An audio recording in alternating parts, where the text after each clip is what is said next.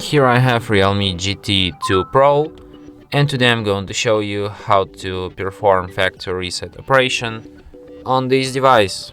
So firstly you have to go to the settings, then go to the system settings, backup and reset, reset phone, erase all data, and erase data once again. And after that your device will be restarted in a few minutes.